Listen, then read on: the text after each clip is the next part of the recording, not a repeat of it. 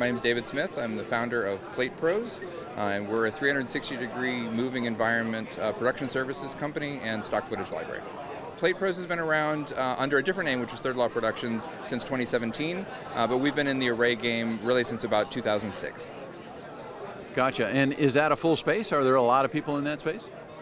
There's quite a few people. It's growing every day. So especially with the advent of virtual production, now that there's a lot of LED virtual spaces, large curve wall stages kind of popping up all over the country, all around the world, those walls need content. We have to fill all that LED, all those pixels need to come from somewhere. So array photography is one good way to fill those pixels, yeah. As a company, we're kind of split in half. So half of our work is production services, where we take these rigs, we build these rigs ourselves, and we deploy these rigs for use from our clients. So that's usually us either going on set for a film or television show, or they'll send us out into the world to go capture a plate that they're not willing to travel to. So we kind of do this all over. That's one half is custom work. The second half is the stock footage library, where we take this same kind of concept and apply it. We go out in the world on our own and try and bring all of that content back into a stock footage model. So you can go onto our website, find a location you're interested in that your character needs to be driving through Washington, D.C. or driving through Virginia. We then just essentially offer you a download link and a simple licensing agreement, and you have the footage that you need, again, to fill those pixels. For gaffers especially, understanding how this content is being created and ultimately how it's being played back, this is now becoming a large component of how you're going to light scenes. We're always looking for interactive lighting, but now with LED volumes, the content is now a major contribution to how the scene is being lit. And I think it's really important for gaffers to be engaged early in the process. I would love to get a call from a gaffer saying, hey, I'm sitting with my DP and we're trying to pick a plate because we want to know, okay, what is the lighting environment looking like? One of the things that saddens me is when a gaffer walks into an LED stage and immediately wants to bring in external lights, which is what we're all comfortable with. That's what we have hundreds of years of experience with. It's very easy to overwhelm the lighting envelope that the LED stage is offering with traditional lights. So if it's possible, the first thing is to see how can we use the LED volume to generate light in a new and more flexible way. So maybe that's adding a big white square on the side, doing animated circles that are moving through. You can create a lot more dynamism and reality by keeping the lighting in the LED panel and then gently augmenting that with traditional fixtures. It's very easy to bring a traditional fixture into the play and quickly overwhelm that world of light that you've paid all the money to be in, right?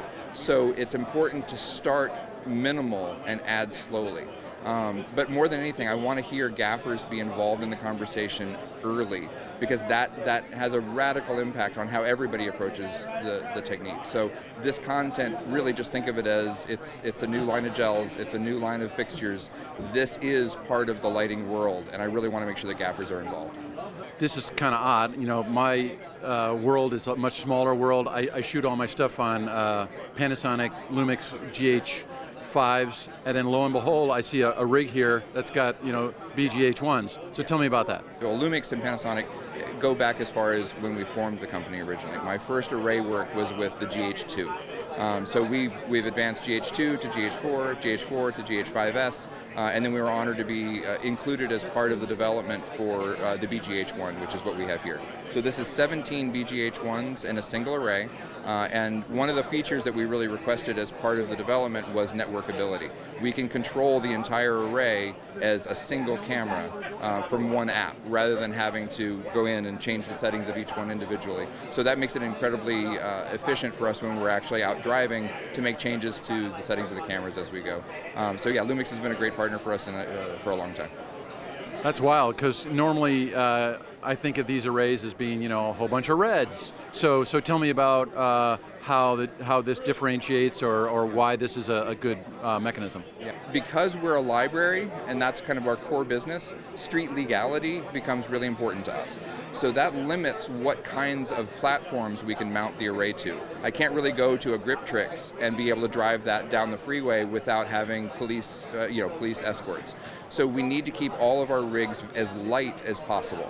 So you'll notice that this is done with a lot of 3D printed parts, a lot of plastic, as opposed to the aluminum that you're used to seeing.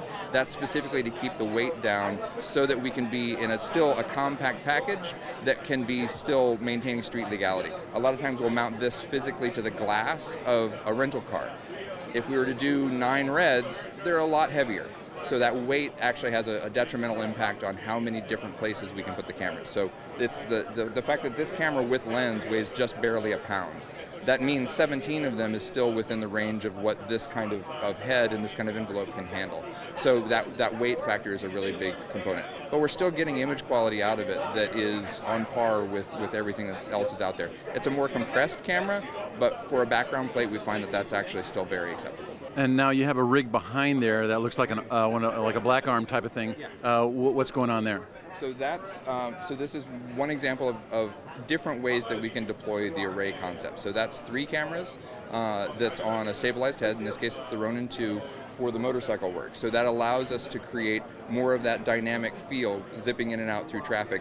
This vehicle, as small as it is, still isn't going to be able to lane split, right? So that array allows us to maintain that. But you'll notice that there's also a GH6 on top with an extreme wide fisheye lens.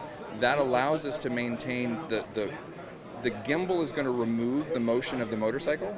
We still translate through space, but we get rid of that side-to-side feel. The camera on top maintains that, so we're actually capturing 2 sets of plates at the same time.